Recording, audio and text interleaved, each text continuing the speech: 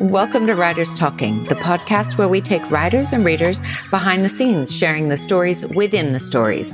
No scripts, no filters, and no holds barred as we talk about what really happens for writers as they write, edit, publish, and promote their work. Hi, I'm Anjanette Fennell, agent, editor, and writerly mentor who's worked with hundreds of writers to break through their creative challenges to uncover the stories they feel compelled to share. Now, let's get talking.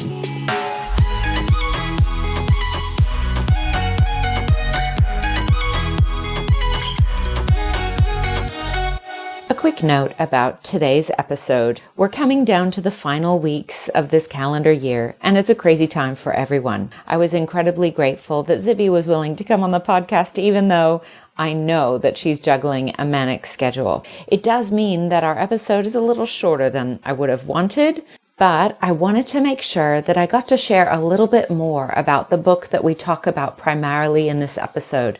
It's her memoir, Bookends, a memoir of love, loss, and literature. Let me just start by saying, I'm not going to give any spoilers, but I do want to read the back cover blurb. I really, truly encourage you to go out and get this book. I believe it will hit you the way it hit me.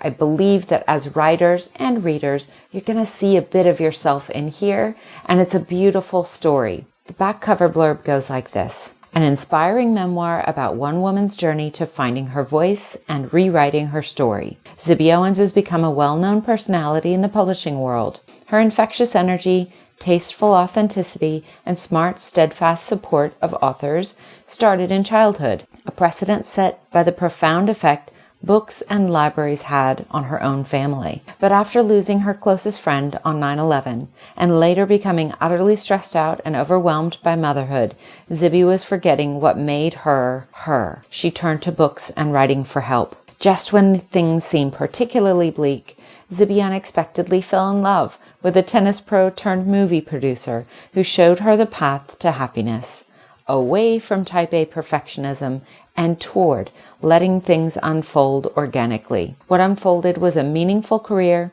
a great love, and finally, her voice, now heard by millions of listeners. An honest and moving story about relationships, love, food issues, the writing life, and finding one's true calling. Bookends will inspire and uplift. And these are my words now. I believe it does that. Please check out the show notes so you can get a link to this book and let me know what you think. Now, here's my interview with Zibby. Zibby Owens is an author, award-winning podcaster, entrepreneur, and CEO. Owens founded Zibby Media, a privately held media company, in 2018 with her award-winning podcast, Moms Don't Have Time to Read Books. The company has since grown to include the publishing house Zibby Books, the magazine Zibby Mag, the podcast network Zibby Audio, the education platform Zibby Classes, and community events. She was celebrated as New York's most powerful book-fluencer by New York Magazine. Owens is a regular contributor to Good Morning America and other broadcast outlets. She's the author of the memoir, Bookends, a memoir of love, loss, and literature, the children's book, Princess Charming, and the editor of 2 anthologies. Owens is a graduate of Yale University and Harvard Business School. She lives in New York with her husband, Kyle Owens of Morning Moon Productions, and her 4 children. You can follow her on Instagram at Zibby Owens. Let's talk about Bookends. Everyone would have heard the bio at the beginning. I think it's really brief when it comes to what your actual experience is. But anybody who gets their hands on this book, and because it's through an Amazon imprint, that means you can get it really quickly, which I was very appreciative of. But as most of our listeners are actually writerly people, I thought this was a perfect book to actually introduce to them if they hadn't heard of it yet. Because you are somebody that I would consider a writerly person, even from a young age. And so I have a question. I'm going to dive into things like process because I always find that really interesting. I don't want to steal lots of stuff from the book, but I might touch on a few things. But can you tell me, how did you go from doing what you had done? And I know, again, over the years, it would have changed. And there's a particular scene that actually made my head explode like that emoji, a response you got from an agent once. that might have put you off of your writing for a little while. But what's your process when you do sit down and write something long form? And maybe it's different for nonfiction than it is for fiction, but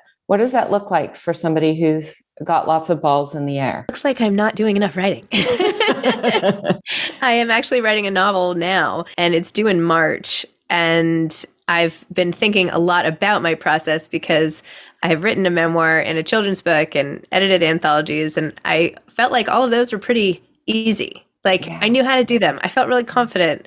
I've been writing personal essays my whole life. So when I went to write my memoir, I thought, granted, I've written it like 10 different times and it's been rejected and whatever. In its current form, it was so quick, but it really was like 18 years or something. For the memoir, I thought of it in scenes, almost like I was watching a movie. And I'm like, oh yeah, I have to tell that story. You know, like when you're meeting a friend or something and you're like, oh no, I've got to tell her about when I ran across the transverse or whatever. So I actually wrote down a list of scenes at the beginning to make sure to cover. And those were my guideposts throughout writing. And that I could do anywhere.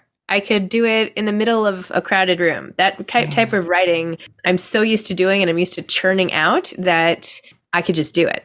With this novel, and I have written other novels that did not sell. I actually only tried to sell one, I guess, but this has been a whole different ballgame for me because I really need it to be quiet. I need to have no distractions for a really big period of time. I can't just dip in and out because I forget everything that's happening and I can't keep all these people and stories in my head and there's too much else in there, right? That's really interesting.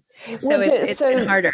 Do you have, so it sounds like number one, that story actually resonates. I worked with a writer who's really successful in nonfiction and essay, and she writes a lot of freelance as well. So my guess is that when you're writing it, you do a good job of storing what you want to say in your head, and it sort of translates out, and maybe you don't actually have a lot of editing afterward. Is that the case with your nonfiction or your essays? Oh, I always tweak. I always think if I tell myself that I have to cut 100 words, it always gets better. Yeah. Like nothing's ever gotten worse from cutting words. So I always try to cut words. William Zinsser is proud to hear it.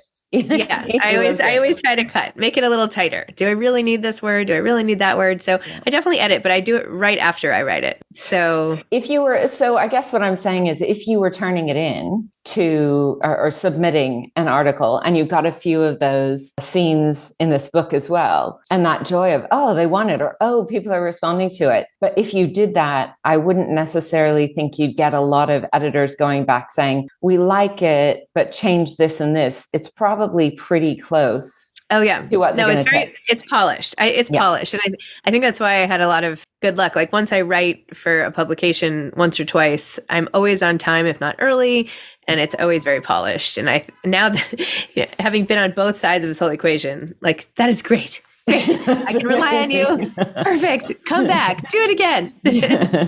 And now you know why they liked you so much as a contributor. They're like, oh, good. Somebody we can count on. So with this novel, and I find this fascinating, I work with a lot of writers, helping them to make that transition or even going from one stage of life to another and continue that connection with their creativity. With your novel, you're talking about writing long form as nonfiction, you wrote down scenes and you could sort of follow that. And it just felt like, this is easy. This is how I process things anyway. Yes. How are you approaching the novel? And are you a pantser? Are you a plotter? I think I wanted to ask that question for some interview I didn't ever get to see. I don't know if you answered it, but I'm really curious about that. Plotter, pantser, or plantser? Do you know? I would have thought I would have plotted it out, but that made me feel like it wouldn't be fun to write. Yeah. I might be wrong about that. It probably would have been a lot better, but I wanted to write this because I wanted to have fun with it. And I wanted it to feel fun when people read it, and sort of light and funny and like more of an escape.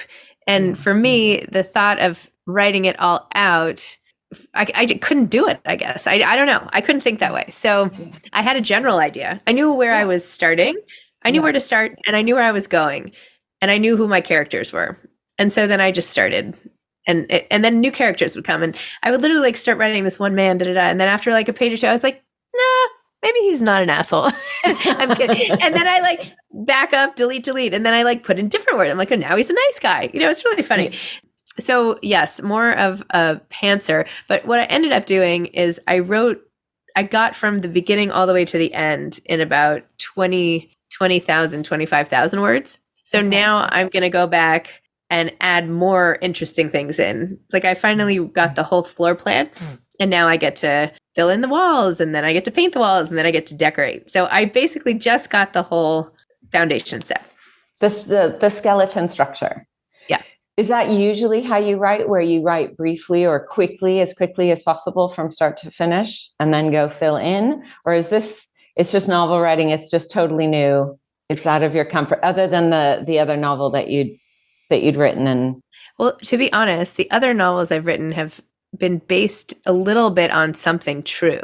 Yeah. Like the kernels of it were true, and I was changing things. This is just not true at all. This is like completely made up. So it's harder. Okay. But it's fun. It's fun. And now that I know where it's headed, I'm less reluctant to get back in. And now it's the fun part. Now I get to go in and make scenes longer and more. I love writing dialogue. That's my favorite part. I love that. So yeah, dialogue's really my favorite. Exciting. Well, it's funny too. I do have a lot of writers who say, and I have interviewed someone that just recently who did say that if they know the whole thing, it sort of ruins it for them. It doesn't keep them interested to find out where things go. And they're really invested in getting that revelation dopamine hit that a reader would get, like discovering a certain thing. And there's a novel coming out in January where I can't believe it. So I'm just in awe of anyone who can write a novel, but especially those who say they kept going on, but they didn't actually know this main part that becomes a main part of it. They didn't know until the end, until the character sort of revealed it to them. And so going along with that process, but I can see also why you'd be challenged, because it's a real shift in what you're expecting from your creativity. So anybody who reads the book, and like I said, here's that bio, will understand that you're in Australia. There's a famous movie called The Castle. And if you haven't seen it, I highly recommend it. It's hilarious. And it's a prime piece of pop culture in Australia. But there's a character who's always he's an ideas man. And it's a compliment, but in the movie, because it's funny, some of the ideas are like ridiculous. In your case, you are that type of person where in interviews, I've heard you come up with them straight away and then you manifest them 5 minutes later. And I'm always sure that people are like, oh yeah, that's fun on the interview with you, thinking, yeah, that's a great idea. And they're used to people letting that idea float away. But next minute, I actually see you putting a call out for essays or something, and you're actually making it happen. Yeah.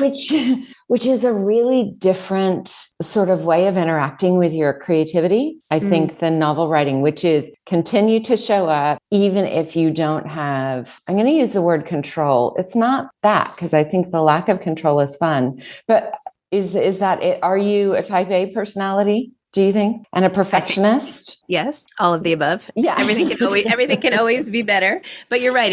I am using a different muscle that is not as well developed. It's like I've been in the gym, working on my arms, and all of a sudden now I have to do a squat, and I'm like, what? I thought that I was in shape. And it's like, well, you can, not that either of these are toned on me at the current time, but I feel you. Like you can have total differences within your body. And so, yeah, but I think I really like being challenged. I love being challenged. I don't know why. I don't even think I realize this about myself, but I have come to realize like I enjoy learning so much that to do it, I keep like tricking myself into like starting new things and learning new things. And even though I get stressed, it's really fun for me. So that is like my happy place when I'm like today, our social media person is leaving. And I know it's fine. We have somebody helping, but I was like, I just want to know how to do everything in this whole business.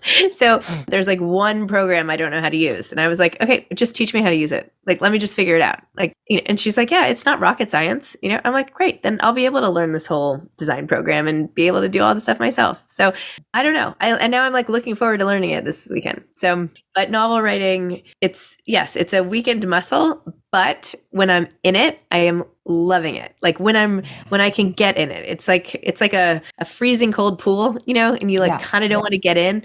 You're like, I remember that I liked it once I got in last time, but this is really tough. And, it's going to take a while for me to adjust. And, then I'm going to have to like wash my hair and it's a whole thing. That's how I feel about it. I have curly hair. I get you. I think it's interesting because I had a call last night talking to some writers, and we were talking about, and again, it's different for everyone. So there are some people who are novel writers who are able to write within noise, and they actually can go to a cafe and they can stay in it. And my biggest thing is not struggling against the ways you can't do it and wishing you could, rather accepting, okay, well, this is where I am. So what do I need to put in place to help me? And oftentimes, especially for a caregiver, whether somebody's a mother to humans or to fur babies or to, caregiving parents, it's funny that you talk about needing quiet. You can be on a plane, you can be in the midst of chaos. You can probably be in the middle of a work meeting and get an idea and say, okay, I am listening, but also I'm like really quick type this article out. Whereas for you with the novel writing, you need more space around you for that sort of creativity, right? To be able to hear it. And a lot of times caregivers, we have, it's two-pronged. We have guilt over not addressing. And so you have a lot of that in your book too, that I really identified with. So any reader who reads this, I think I was at turns sort of having these internal gasps of recognition, notwithstanding some of the similarities that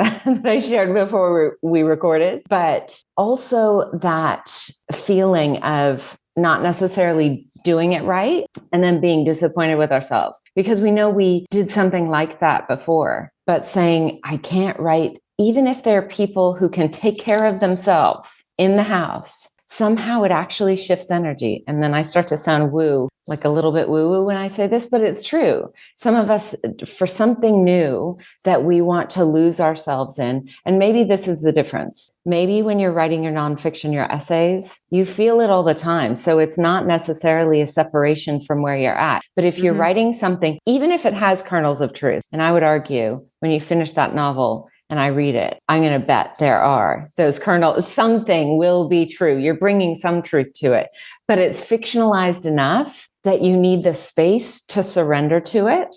And you can't necessarily do that if you even hear like a dog scratching around or a child, and they're not bothering you, but you can, we've got this incredible hearing the second we become mothers, it feels like, and we are light sleepers, even if we were deep sleepers, all of that stuff. So saying that, you've got that first draft. And I have to say, every time you mention it, I'm like so excited.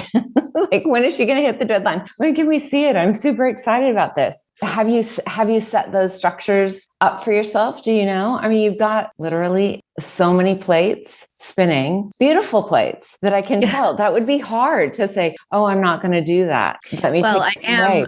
I am really excited about all the things I'm doing on the plate side of things. I'm remodeling that kitchen and that's great. Yeah, it's hard. It's hard to switch gears, but I am going to make this deadline.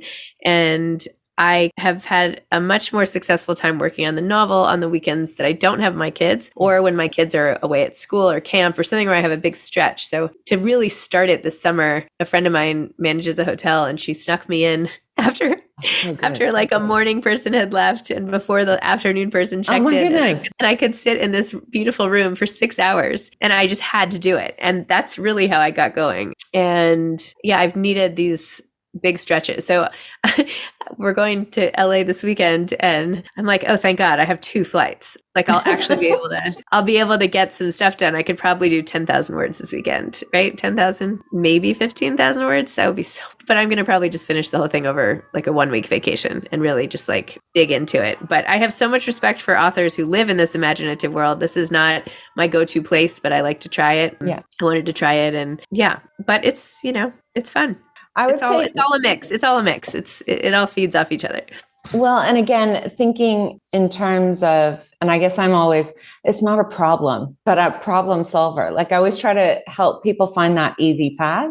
So that's why I'm always curious about process. Also, because the people listening, one of the biggest struggles is that sometimes totally unconscious comparison, right, to other people, and we hear how they do it, and that's what's so amazing. I listen to as many, I'm struggling because of how many you have this month, but I'm listening to so many interviews because I get these little nuggets about how different people actually write their books. And there's a difference between, say, Dean Koontz and is it like Rosie Walsh? And I was heartened to hear that she said she's gone through a change, right? Pre-kids, then after kids. How do you do it? So you were talking about too, I call them noisy environment versus quiet environment. And then you were just talking numbers. When you are sitting down and writing, do they all just come flooding out? So is it every word? Do you edit as you go, even when you're writing the novel? Or do you give yourself permission? I mean, you talked about it a little bit when you said, oh, maybe he's not an asshole. Maybe he's a nice guy. And then I'll go back and change this. Do you edit as you go, or do you try to just race to the end? I try to race to the end in pretty good shape. Like I don't perfect it, but I go back on sentences a little bit, but I don't like sit there. Yeah. I do it basically really quickly. I just mostly get it out, but I do stop to tweak a few if it just doesn't sound right to me. I love that. Well, one thing I was going to talk about, and I'd sort of brought it up, and it drove me crazy because working as an agent, and I'm naturally kind of a protective person. You had some time, and we're actually talking about in Bookends, which we'll put the link actually to buy in the show notes if you can't just go in your Google and type Bookends, which would probably work just as well. But you talk about spending 9 months or a year writing maybe an earlier version of a portion of this, because this particular edition has lots of other things. And I have one question about keeping stuff out, which I thought was a beautiful way to handle memoir. That's one of the main issues that a lot of writers I have worked with experience. How do I do it? And then that stops them. They're in paralysis for moving forward. But you spent this time, and as far as we're concerned, you're in the apex, the center of publishing universe in New York, and you got brave enough to send it out. Was it the first agent you'd sent something to? I mean, I know you'd submitted articles and things throughout your life probably, but you sent what felt like complete manuscript for a version of a memoir. Is that right? A story about a particular person in your life as well. So after I graduated from business school in 2003, I took a year off to write a book. I wanted to write about having lost my best friend on 9/11. Stacy Sanders, who had been my college roommate and best friend.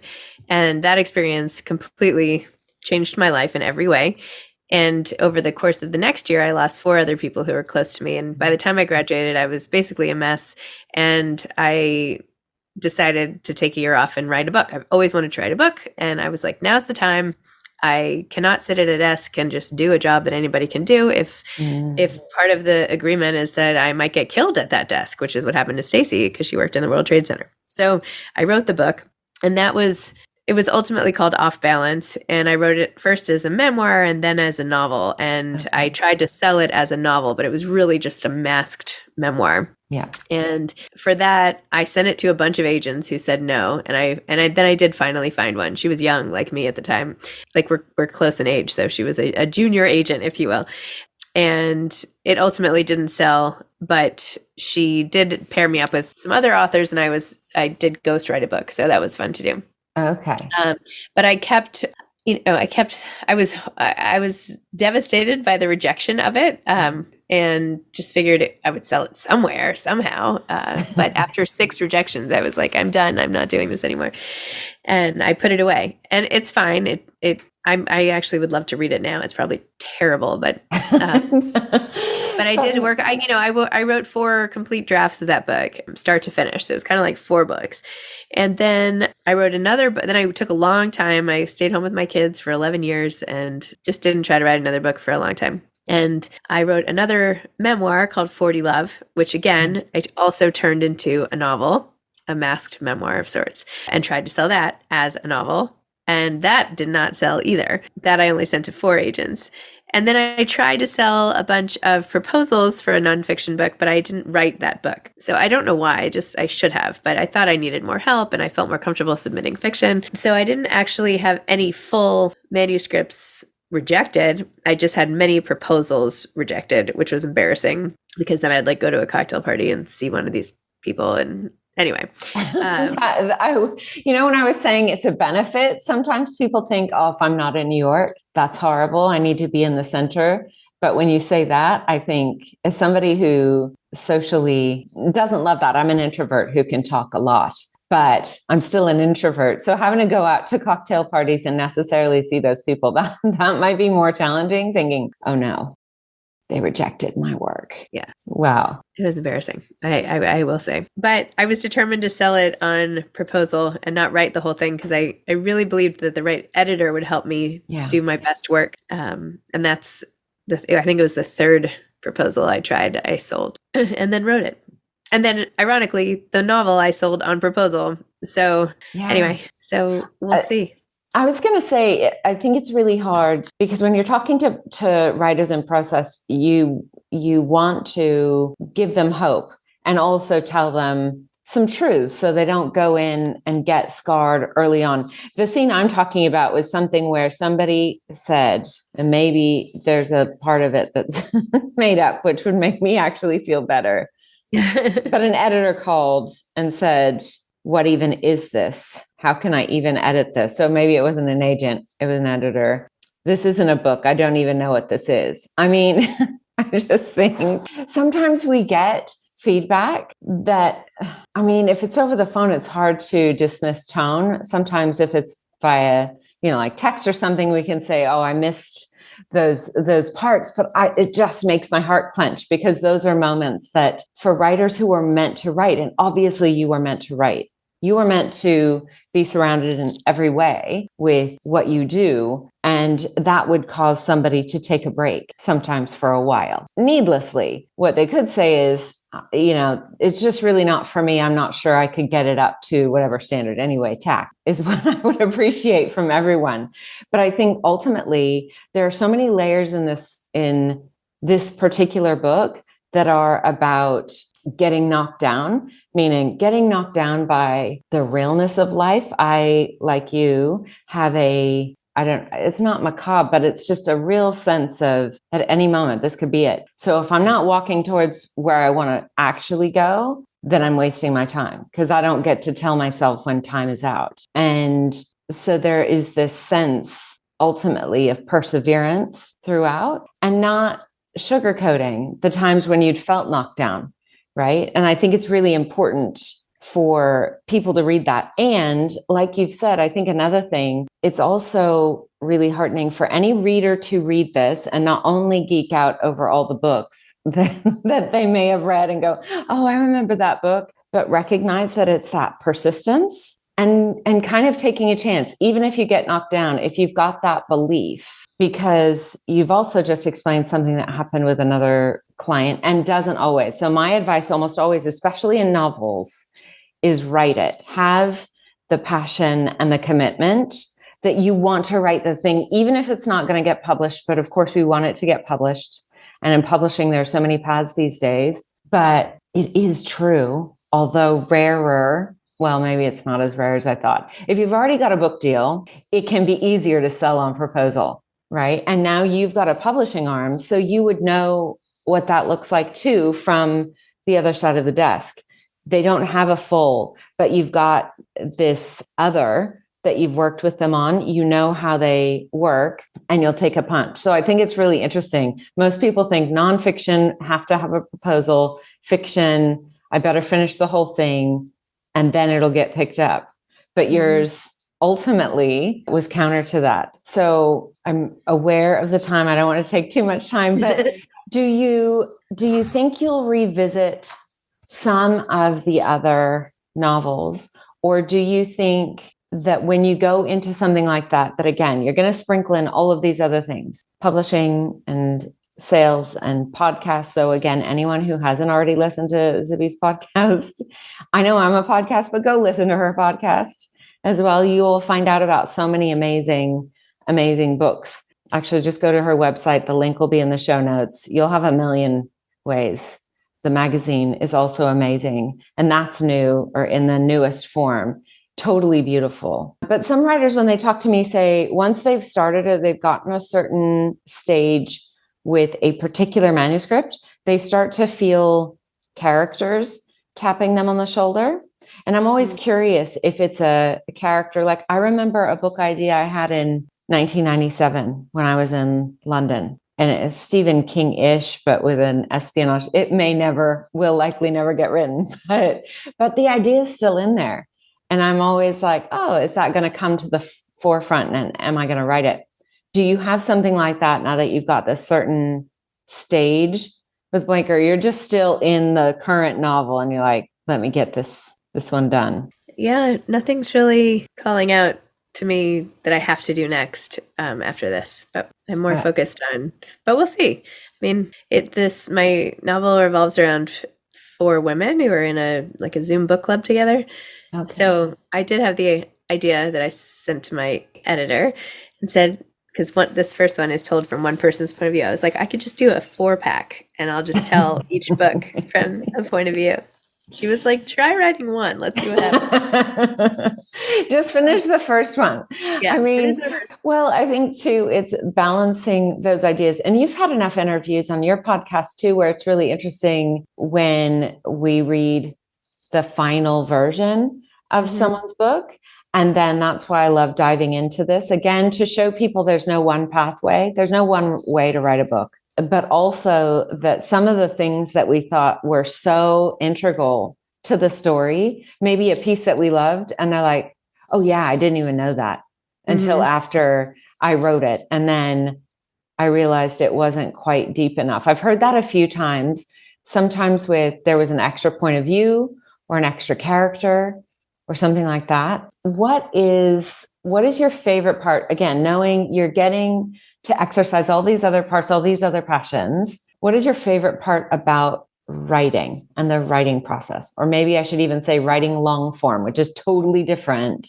My favorite part about writing long form is the hope that it will someday be a book and then one day it'll be over. No, I'm kidding. I think you're talking about something, by the way, and we're exhausted. It's the end of the year, right? Whenever anybody's listening to it, I am feeling this overwhelm of everything's crunched up to the end of the year and there's a lot of pressure. So everyone feels like that. I just want it to be done and over a little bit. I want to get to the good stuff, which feels like publication. But yeah, what is it? I mean, again, you get so much joy clearly from writing your shorter pieces, right? They're very in the moment. You're full of passion for them. So that could be harder to sustain, although it's what we're looking for. You were talking about it, that feeling the excitement and the humor of being in the story at the time and knowing that translates, that Robert Frost feeling that he talks about. Is that maybe one of your favorite parts? Or yeah, when I'm like really in it and I'm having fun with it and people are doing things and I'm like, oh, wow, I just came up with that. How did that happen? Okay. So, yeah. Thank you so much. It was an absolute pleasure. Like I've said to anybody, go get this book. You will likely cry. I still feel very emotional about it. And yeah, hopefully we will be able to have you back promoting your novel once that gets wrapped up in the new year. It'll be like it takes, sometimes in publishing, it takes a little while. So you'll have a bit of a break. Yes. Thank you again so much, Zibby. And I hope everybody checks out all the places they can get in touch with you. Thank you very much. Thank you. I really appreciate it. All right. Bye. Thank you. Bye. Hey listeners, just an extra little bit here at the end since Zibby and I had to wrap up our interview so quickly there. I wanted to ensure that you didn't miss what I consider the ultimate story arc of this interview with Zibby. I talked a lot more during this interview, and that's because I am constantly excited by the ideas that she brings up. The one thing that stood out for me more than anything else was her perseverance through grief and through perceived and real rejection. She felt the devastation, but she continued to go. You'll see those themes in her nonfiction book, Bookends, but you can hear it in this interview as well. And it's absolutely beautiful. What an incredible message to all of you, whether you are an aspiring writer, a working writer, or a reader who thinks maybe I'd like to give it a try. If you are looking to write, if that is in your heart, then I want you to keep going. Thank you again so much to Zibby for sharing those stories in the little pockets of time that she has with all those plates spinning in the air. I can't wait until we get a chance to talk to her again next year once she's finished this novel. Thanks so much for listening to this episode of Writers Talking. Join us next time for more writers in conversation as we delve into the writer's process, their passions, and a little bit about their books. Don't forget to subscribe on your fave podcast player and follow us on Instagram at writers_talking_podcast.